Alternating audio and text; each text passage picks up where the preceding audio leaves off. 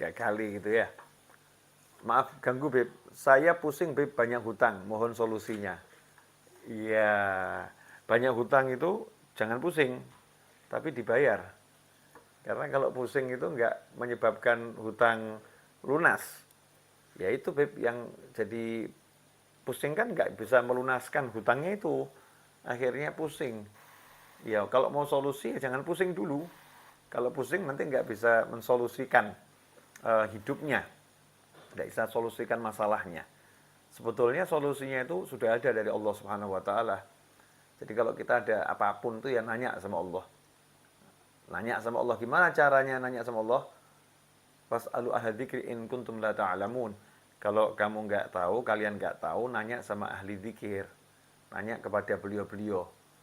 Nah, cara melunaskan hutang. Punya hutang ya? Iya, siapa sih yang nggak punya hutang zaman sekarang?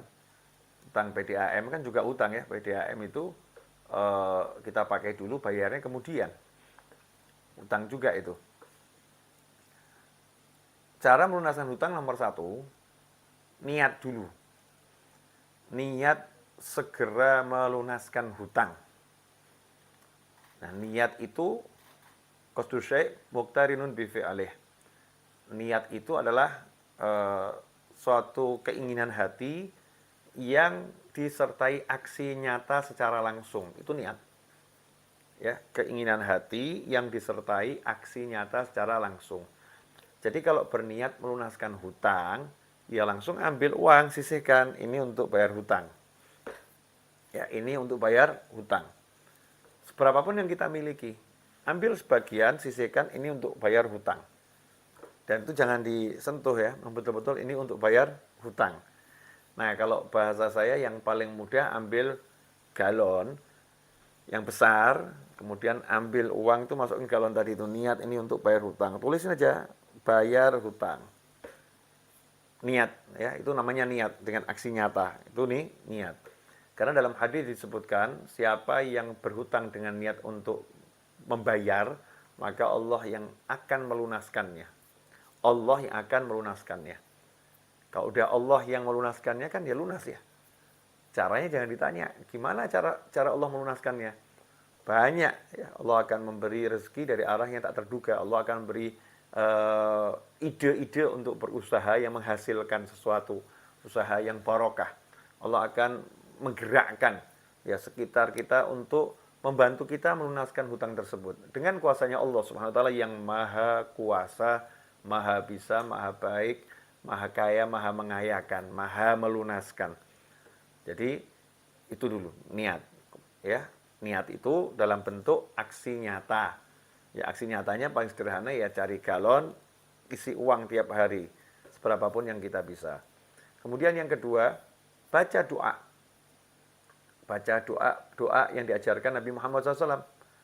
Karena doa itu punya kekuatan yang luar biasa. Doa silahul mukmin. Doa itu senjatanya mukmin. Doa senjatanya mukmin. Jadi kalau mau melunaskan hutang ya senjatanya doa.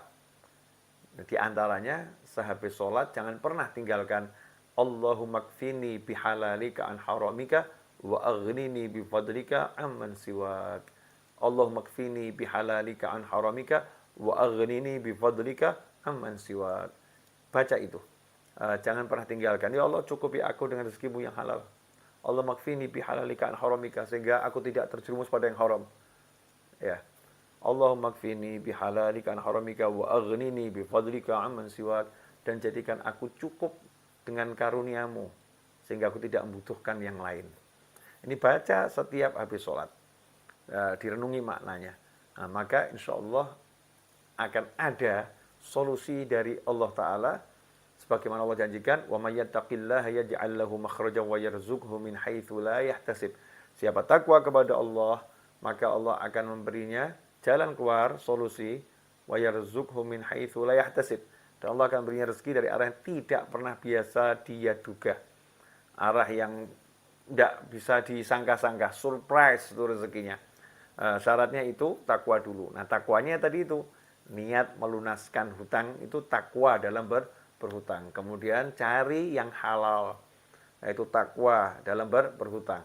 Maka kita akan diberi surprise sehingga kita terkejut, tiba-tiba kok lunas ya hutangnya. Nah, kalau nggak mulai menyisihkan, nggak mulai bayar, nggak lunas-lunas. Ya, karena niatnya udah salah, niatnya tidak direalisasikan, niatnya tidak diwujudkan. Itu dulu untuk yang pengen hutangnya lunas, yang mudah-mudahan nggak pusing lagi dan diberi solusi oleh Allah Subhanahu wa taala. Amin. Allahumma amin.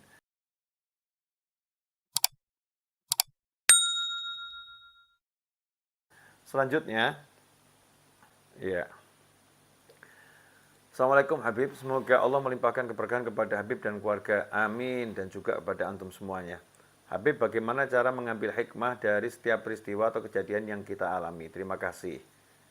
Yang dari Sumatera Selatan ini nanya, bagaimana cara mengambil hikmah dari setiap peristiwa atau kejadian yang kita alami? Cara mengambil hikmah dari setiap peristiwa atau kejadian yang kita alami. Caranya mudah. Cara untuk mengambil hikmah itu, konsep yang paling mendasar adalah husnudzon, prasangka baik. Ya, prasangka baik. Prasangka baik ini modal untuk mengambil hikmah dari setiap perkara. Tentunya ini yang dimaksud kebanyakan perkara-perkara yang tidak menyenangkan mungkin ya.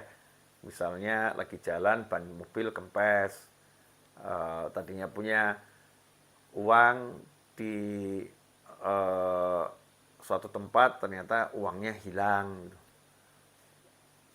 Punya teman baik, tiba-tiba temannya berubah jadi orang yang musuhinya.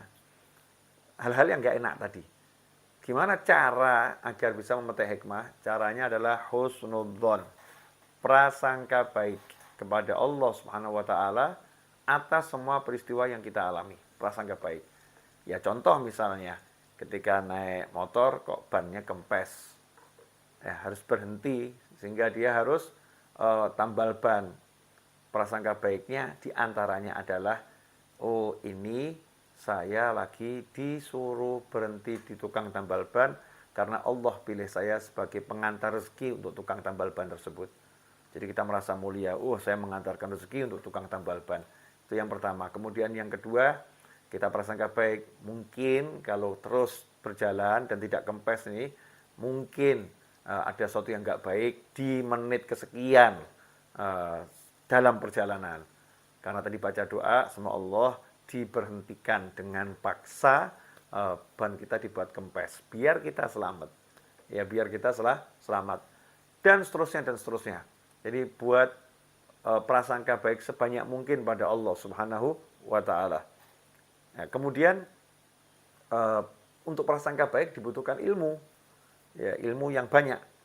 Makanya biar kita bisa memetik hikmah sebanyak mungkin, ya belajar tanpa henti, istiqomah setiap saat, selalu cari ilmu. Nanti kalau selalu cari ilmu, maka jangankan kok yang nggak enak, di segala hal kita bisa memetik hikmah. Dalam hembusan dan tarikan napas itu melihat apapun akan jadi hikmah, akan jadi ilmu, akan jadi pelajaran. Kalau kita ilmunya semakin banyak, terus belajar. Nah, karena itulah termasuk cara agar bisa memetik hikmah, mencari orang-orang yang ahli hikmah, orang-orang yang punya ilmu, bergaul bersama mereka semua.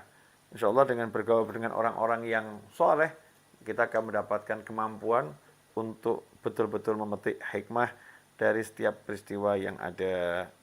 Nah, amin. Insya Allah bisa.